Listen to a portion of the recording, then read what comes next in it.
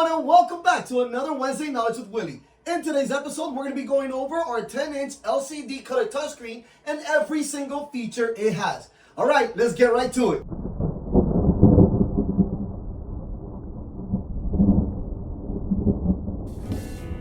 So this is your home screen. The top half is informational, and the bottom half of your screen is what you're going to be using to set up your embroidery. Let's start with the top half.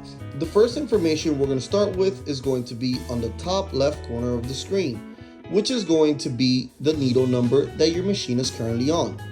Next to that, you have 3 rectangles, which tells you the next 3 steps that the machine will be doing. Next to that, we have the information of the status of the machine. In this case, is fully automatic, and that's what I recommend to have it as. Next to that, we have the axis, which should be at 100 degrees, which is the resting position of the needles. Next to the axis, we have the percentage of the design. At this moment, it's at 0%, and when the machine starts embroidering, the numbers will go up all the way up to 100 once the design is completed. On the right side, we have information of the design. The first information would be the pattern name, then would be the pattern width in millimeters because it's more precise.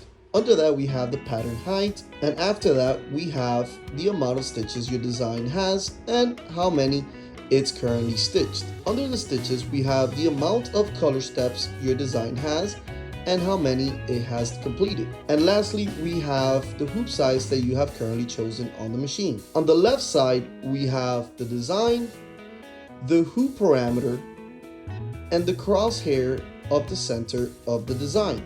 Note that the center of the design is chosen by the digitizer.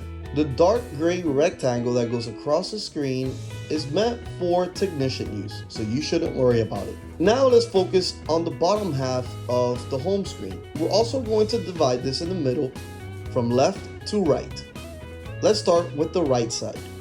In the right side, we have the arrow keys, which are to place your design in the desired area of the hoop. In the center of the arrow keys, you have the option to have higher speeds or lower speeds when placing the design in the desired area of the hoop. Then we have on each corner 4 different options. On the top left corner, we have the manual applique option, which I tend not to use as often because there is another way, which I will show you later, on how to set up your machine so that it can automatically know when you will be using an applique. On the bottom left corner, we have the offset. The offset is mainly used to bring out the hoop so you can either take a look at it, take a picture, or just simply see how the embroidery is doing. On the top right corner, we have the origin point. The origin point button is used to start the design from the beginning. On the bottom right corner, we have the stop point. The stop point button remembers the last stitch the machine embroidered. A good example of when to use this is when you're embroidering on a cap and you need to replace the bobbin. Sometimes the cap may be pushed against the back of the head, giving you a difficult time to take off the hat to be able to replace the bobbin. So by moving the hat away from the back of the head by using the arrow keys, you can then easily remove the cap, replace the bobbin, and once the cap is placed back onto the machine, you can press the stop point button so that it can go back to its original position. Okay, now let's focus on the left side of the bottom of the screen. As you can see, here we have 3 numbers. We have number 1, 2, and 3. These are indicators of the steps that you should take. So the first step you should do is select a pattern. The second step is select a color, and the third step is select the hoop size. Now let's go over each one. When selecting the pattern button, a new screen will show, and this will be your pattern screen. Here you would see all the designs that you have currently saved on your machine. On the top area of the screen, we have 7 options. The first one is to input a pattern from the USB memory to the machine's memory. The second one is to output a pattern from the machine's memory onto a USB memory. The third option we have is to create a text. In this page, you can type a text and edit the digitized file to your preference. The next option we have is to multi-select designs. Next to that, we have the delete option. After the delete option, we have the divide option. Here you can divide the designs in pieces and create multiple files for that one design. Next to that, we have the combine option. A good example for when to use the combine option is for testing multiple designs at once. On the bottom of the screen, you have the pages and the option to switch from one page to another. After you select the design on this page, you can select save, and it will take you back to your home screen with the design that you have currently chosen. Now that we know how to select the design and the pattern page, let's move on to the colors page. Once you select the color button, a new page will appear on the bottom of the screen. On the left side, we have the color sequence steps, and on the right side, we have the needle numbers and the colors that match the spools that you currently have on your machine. On the bottom left corner, we have 4 different options. The first one would be the applique option, like I had mentioned before. Here you can select what step you would want the applique to be in, and once you select it and save, the machine will automatically stop and wait for you to put the applique. Once you do this, you can press the start button and the machine will continue. Next to that, you also have the low speed option, which you can select if you want a certain step for the machine to slow down its speed. Next to that, we have an option for designs that have more than 15 different colors. Next to that, we have the delete button. Now the delete button will not delete the step on your design. It will only clear the needle number or the color that you have chosen. Once you're done selecting your colors, you can press save. Now that we have selected our colors, we can move on to selecting our hoops. When you press on the size button, all your different hoops will appear. In this page, you will select the hoop size that best fits your design size. Please make sure to uninstall the cap driver when selecting a flat hoop. In this page, you can also add different hoop sizes that you have purchased extra. For example, magnetic hoops.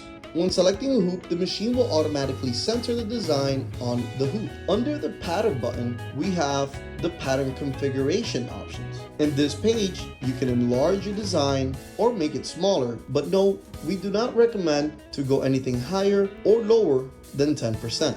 Here, you can also multiply the designs when creating patches, left to right, up or down, give it some space in between, and even flip the designs and give it an angle. Next to the pattern configuration option, we have the color configuration button. In this page, you can match the needle numbers to the spool colors that the machine physically has. Next to the color configuration, we have the trace option. Although you could trace here, we recommend to first lock your machine and then press the trace button before pressing start. To lock the machine, you would press the red ready button on the bottom right corner of the screen. When doing this, you will notice that now you have more options. You now have the option to raise the speed of your machine or lower it. You also have 3 extra options on the bottom, and as you can see, the trace button has now moved up and taken over the hoop selection button. These 3 steps do the same thing in different ways. The shift option will let you flow through your design one stitch at a time. The color option allows you to float through different color steps, and the stitch option lets you float through the exact stitch number that you would like.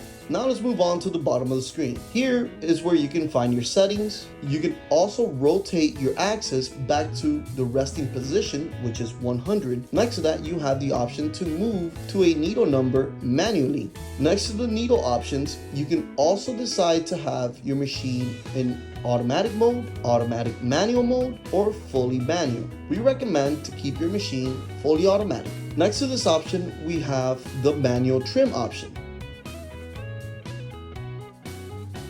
And the last button on the panel would be your start and your stop. When it's in green, that means that your machine is locked and ready to start embroidering.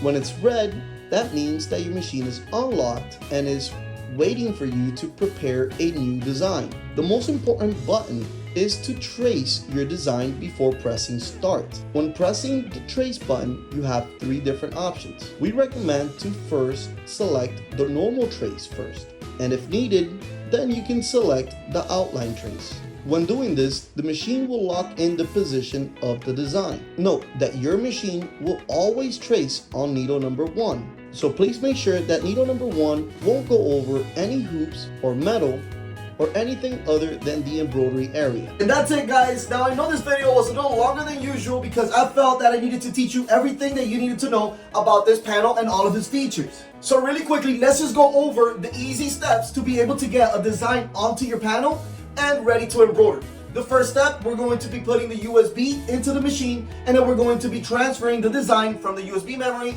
to the machine's memory. Now, if you do have your machine that's connected to Wi-Fi, then you don't have to do this step. After you reselect the design on the machine's memory, then it's going to take you back home with the design that you have chosen. After that, we're going to be choosing the color steps. And remember, you should always receive a PDF file from your digitizer, which has the worksheet that tells you each and every single step so that you know what colors you have to input for that design. After we select the colors, we're going to go ahead and select the hoop size that corresponds to the size of the design. Always make sure when you're switching over from hats to flats to take off the cap driver. Lastly, we're going to go ahead and press the ready button so that we can lock the machine in. And the last thing we have to do is trace. Always remember, normal trace first to lock in the position, and then if you have to, then you can do outline trace. After that, you're pretty much done with your setup. All you have to do is press the start button and let the machine do its thing. One last thing to remember, to set up a new design, you always have to unlock the machine by pressing the EMB button. Alright guys, I hope this video was helpful, and remember, with Print Direct US, we offer you US lifetime training and technical support. Don't forget to comment any ideas that you have for future videos, and I'll definitely do them for you. Also, if you want me specifically to go to your location and teach you and your staff everything that you need to do about embroidery and our machines, please let us know in the comments below as well. Alright guys, I'll see you next Wednesday. Take care.